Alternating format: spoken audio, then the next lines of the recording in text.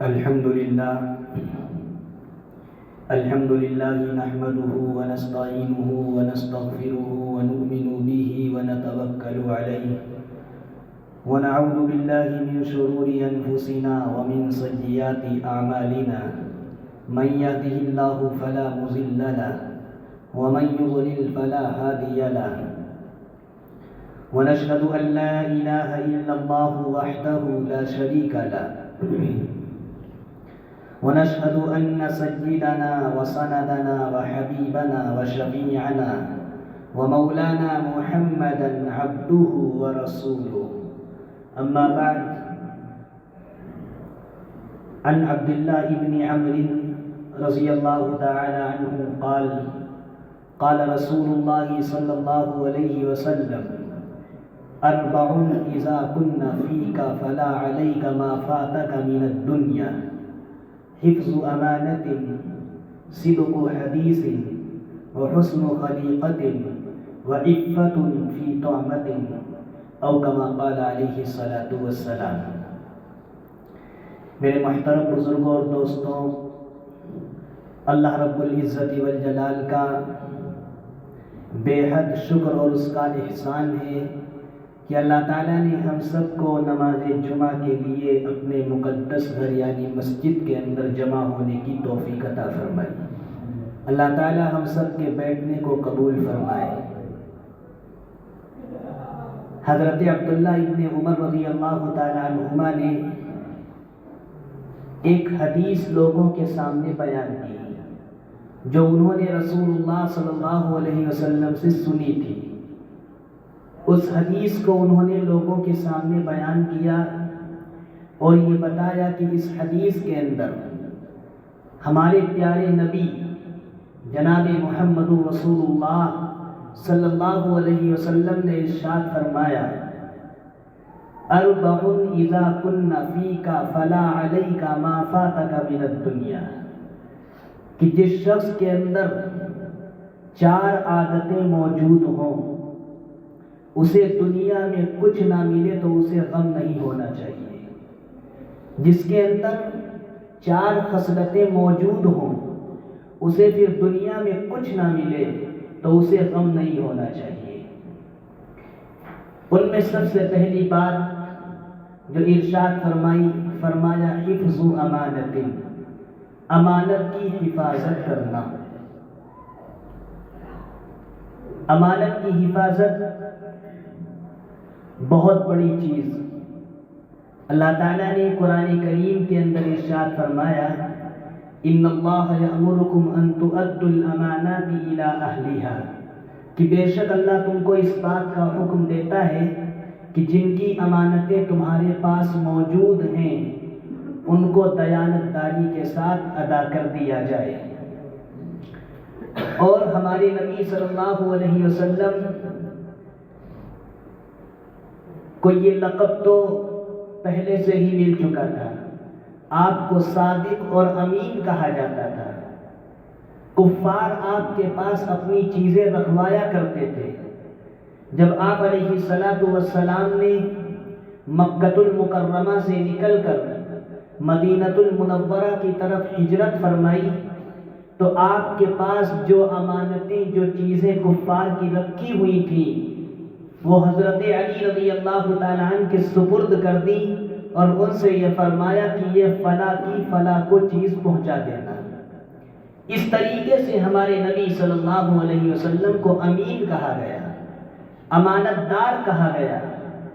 ابو جہل بھی اس بات کی گواہی دیا کرتا تھا کہ محمد جو ہیں وہ سچے ہیں، وہ امانت دار ہیں، لیکن ان کو آخری نبی نہیں مانتا تھا۔ باقی جب اس کے دوست اس سے اکیلے میں پوچھا کرتے تھے کہ محمد کیسے شخص ہیں تو وہ یہی کہتا تھا کہ وہ تو بہت سچے ہیں، وہ امانت دار ہیں۔ یہ امانت کی حفاظت کس طریقے سے ہوتی ہے؟ آپ کے پاس کسی نے کوئی چیز رکھائی، آپ نے اس کی چیز سچائی کے ساتھ اسے واپس کر دی، یہ امانت ہے۔ لیکن یہ بھی امانت ہے کہ اللہ تعالیٰ نے ہمیں آنکھ دی، یہ امانت ہے اللہ کی۔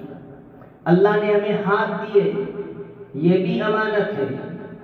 ہم اپنا ہاتھ نہیں کاٹ سکتے، حرام ہے کاٹنا۔ کیوں؟ کیونکہ اللہ نے ہم کو دیا ہے۔ اللہ نے ہمیں امین تو بنایا ہے، مالک نہیں بنایا ہے۔ ہم اپنی کڈنی کو بیچ نہیں سکتے کیونکہ اللہ کی دی ہوئی ہے۔ اللہ نے ہمیں اس کا امین بنایا ہے، امانت دار بنایا ہے، مالک نہیں بنایا۔ ہم اپنی آنکھ کسی کو نہیں دے سکتے۔ کیوں؟ کیونکہ اللہ نے ہم کو دیا ہے۔ اللہ نے ہمیں اس کا امین بنایا ہے، مالک نہیں بنایا ہے۔ تو یہ ہے امانت کی حفاظت۔ اور امانت کی حفاظت جو نہیں کرتا ہے اس کے بارے میں اللہ تعالیٰ نے قرآن کریم کے اندر ارشاد فرمایا، ان اللہ لا یحب الخائنین، کہ بے شک اللہ تعالیٰ امانت میں خیانت کرنے والوں سے محبت نہیں کرتا ہے، ان سے پیار نہیں کرتا ہے۔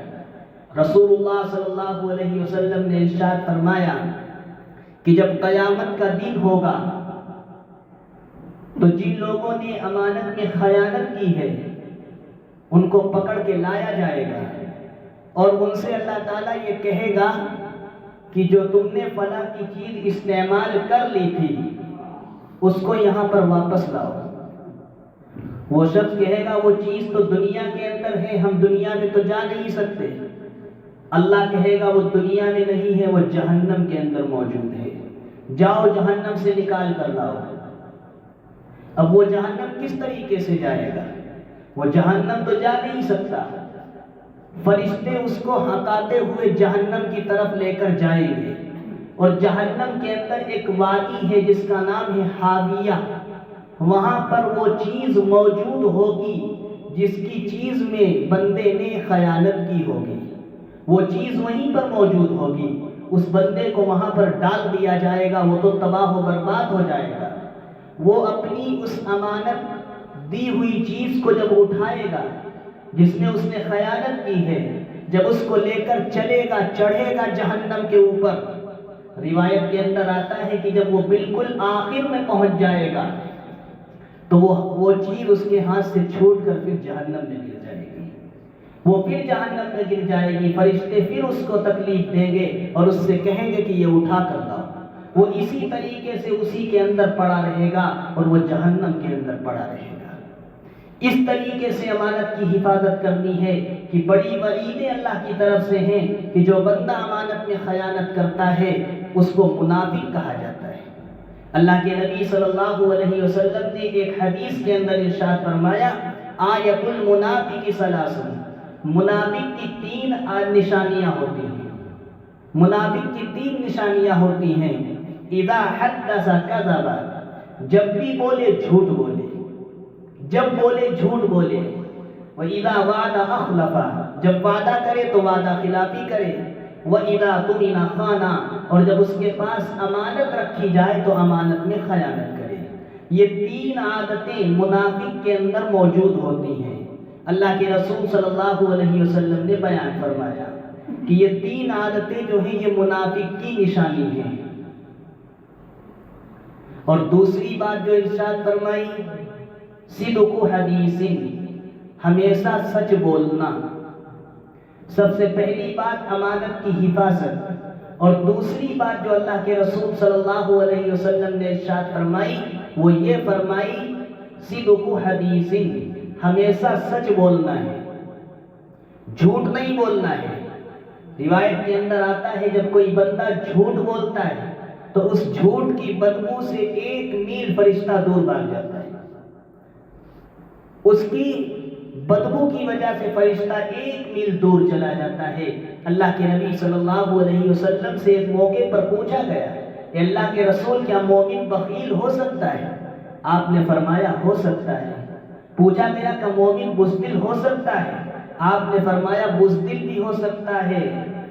فرمایا جھوٹا نہیں ہو سکتا ہے، بزدل ہو سکتا ہے لیکن وہ جھوٹا نہیں ہو سکتا ہے، کیونکہ ایک مومن کی یہ نشانی ہے کہ وہ جھوٹ نہیں بولتا۔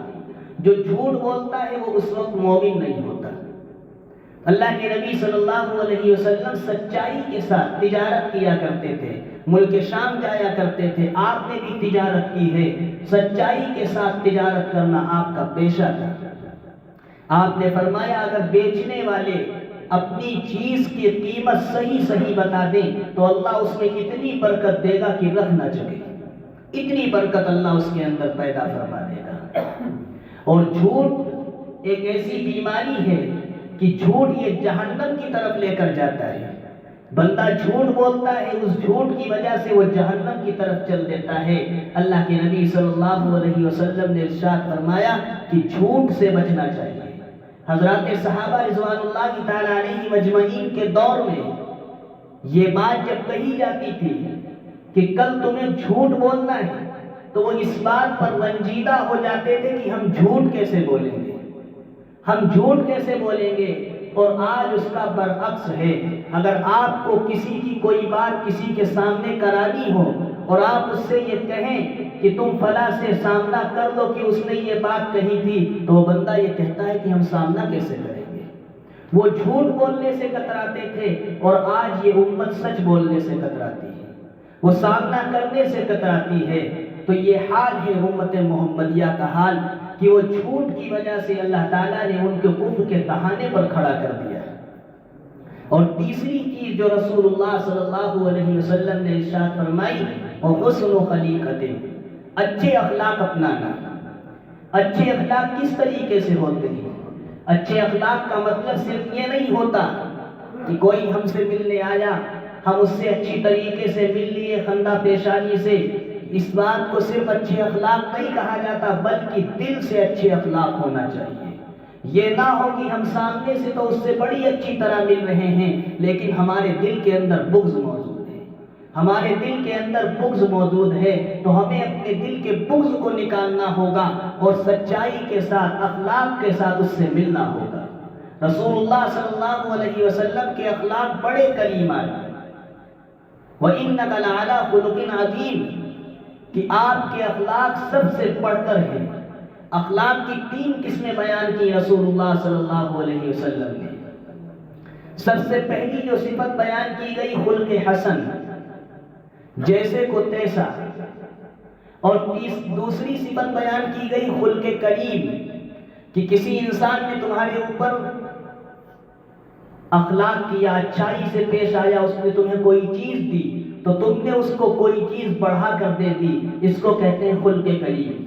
اور تیسری صفت جو بیان کی گئی جس کو کہا گیا ہے خلق عظیم۔ یہ خلق عظیم ایسی صفت ہے جو صرف نبی کے اندر پائی جاتی ہے، امتی کے اندر نہیں پائی جاتی، کیونکہ خلق عظیم اس صفت کو کہا جاتا ہے کہ لوگ تکلیف میں اس کے باوجود ان سے محبت سے پیش آنا ہے، اور یہ صفت صرف نبی کے اندر پائی جاتی ہے۔ رسول اللہ صلی اللہ علیہ وسلم کو کتنی تکلیفیں دی گئی اور آپ نے تکلیف کا جواب کبھی تکلیف سے نہیں دیا۔ زید بن شانہ آپ کے پاس آتا ہے، یہودی، آنے کے بعد وہ یہ کہتا ہے کہ ابو طالب کی جتنی اولاد ہے بڑی نادہند ہے، بڑی نادہند ہے، یہ لے کر دینا نہیں جانتے۔ اس نے یہ بات کہی، حضرات صحابہ رضوان اللہ تعالی علیہ مجمعین وہاں پر موجود تھے، بیٹھے تھے۔ حضرت عمر فاروق رضی اللہ تعالی عنہ نے جب اس کے یہ الفاظ سنے تو حضرت عمر رضی اللہ تعالی عنہ کی آنکھ کا دیدہ گھومنے لگا اور انہوں نے رسول اللہ صلی اللہ علیہ وسلم کی طرف دیکھا، اور دیکھنے کے بعد زید بن شانہ سے کہا کہ اگر مجھے محمد صلی اللہ علیہ وسلم کی بات نہ ہوتی تو عمر ابھی تیرا سر جسم سے جدا کر دیتا، تو نے یہ نازیبا کلمات کیوں کہے؟ تو رسول اللہ صلی اللہ علیہ وسلم نے حضرت عمر فاروق اعظم رضی اللہ تعالی عنہ کو ڈانٹا، اور ڈانٹنے کے بعد یہ کہا کہ جاؤ ان کا جو قرض ہے وہ ان کو واپس کر دو، قرض واپس کرنے کے ساتھ ساتھ ان کو کچھ زیادہ کھجوریں بھی دے دینا۔ حضرت عمر رضی اللہ تعالی عنہ جاتے ہیں، جانے کے بعد جو قرض ہوتا ہے وہ قرض دیتے ہیں اور باقی کچھ کھجوریں اس کو زیادہ دیتے ہیں۔ زید بن شانہ جب جانے لگتا ہے تو حضرت عمر رضی اللہ تعالی عنہ سے کہتا ہے کہ مجھے محمد کے پاس لے کر چلو، میں کلمہ پڑھنا چاہتا ہوں۔ زید بن شانہ یہ بیان کرتے ہیں کہ میں نے ساری خصلتوں کو پڑھ لیا تھا کہ محمد عربی صلی اللہ علیہ وسلم کیسے صفت کے حامل ہوں گے، کیا ان کی صفات ہوں گی۔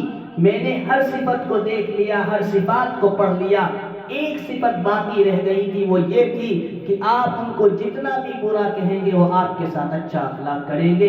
زید بن شانہ آتے ہیں اور آنے کے بعد کہتے ہیں اشہد ان لا الہ الا اللہ واشہد ان محمدا عبدہ ورسولہ، میں اس بات کی گواہی دیتا ہوں کہ اللہ کے سوا کوئی معبود نہیں ہے اور محمد عربی صلی اللہ علیہ وسلم اللہ کے رسول ہیں۔ یہ ہے خلق عظیم، یہ ہیں اخلاق رسول اللہ صلی اللہ علیہ وسلم کے، کہ آپ نے اخلاق سے لوگوں کو اپنا بنایا ہے۔ لوگ آپ کے اخلاق کی وجہ سے آپ کی طرف دوڑے چلے آتے تھے، جانور بھی آپ کے اخلاق کو سمجھا کرتے تھے۔ اللہ کے نبی صلی اللہ علیہ وسلم کے اخلاق اتنے کریمانہ، اتنے شریفانہ اخلاق کہ اگر کوئی آپ کو تکلیف دیتا تھا، آپ کو اگر کوئی گالی بکتا تھا تو آپ اس کو تکلیف سے جواب نہیں دیا کرتے تھے، اور آپ کو اس دین کی خاطر بہت سی تکلیفوں سے دوچار ہونا پڑا، آپ کو بہت سے تکلیفیں دی گئی اسی دین کی خاطر جو دین آپ صلی اللہ علیہ وسلم اس دنیا کے اندر لے کر آئے تھے۔ اور چوتھی صفت جو رسول اللہ صلی اللہ علیہ وسلم نے بیان فرمائی، فرمایا وَعِفَّةٌ فِي طُعْمَةٍ، کہ حلال رزق تلاش کرنا۔ چار باتیں آپ نے بتائیں، تین باتیں آپ کے سامنے بیان کی گئیں۔ سب سے پہلی بات امانت کی حفاظت، دوسری بات ہمیشہ سچ بولنا، تیسری بات اچھے اخلاق اپنانا، اور چوتھی صفت جو رسول اللہ صلی اللہ علیہ وسلم نے بیان کی، فرمایا وَعِفَّةٌ فِي طُعْمَةٍ، حلال رزق کا تلاش کرنا۔ حلال رزق تلاش کرنا، محنت کر کے کھانا، محنت کر کے کمانا، یہ نہ ہو کسی کی جیب کاٹ کر کھانا۔ حلال رزق قرآن کریم کے اندر اللہ تعالیٰ نے فرمایا یا ایھا الناس کلوا مما فی الارض حلالا طیبا ولا تتبعوا خطوات الشیطان انہ لکم عدو مبین، اے لوگوں حلال رزق کھاؤ اور شیطان کی پیروی نہ کرو، وہ تمہارا کھلا ہوا دشمن ہے، وہ تمہارا کھلا ہوا دشمن ہے، وہ تم کو غلط راستے پر ڈالنا چاہتا ہے۔ رسول اللہ صلی اللہ علیہ وسلم ارشاد فرماتے ہیں جو جسم حرام مال سے پلتا ہے وہ جہنم کے اندر جلایا جائے گا، اس کو جہنم کے اندر جلایا جائے گا۔ ہم اللہ کے سامنے دعا کرتے ہیں اے اللہ ہماری دعاؤں کو قبول کر لیجئے، ہم اللہ سے دعا کرتے ہیں لیکن ہمارا کھانا حرام، ہمارا پینا حرام، ہمارا لباس حرام۔ جب ہمارا لباس، ہمارا کھانا اور پینا سب حرام ہوگا تو اللہ ہماری دعاؤں کو کیسے قبول کرے گا؟ دعاؤں کو جب قبول کیا جاتا ہے جب بندہ حلال رزق استعمال کرتا ہے، بندہ حرام رزق استعمال کرتا ہے اللہ اس کی دعاؤں کو قبول نہیں کرتا ہے۔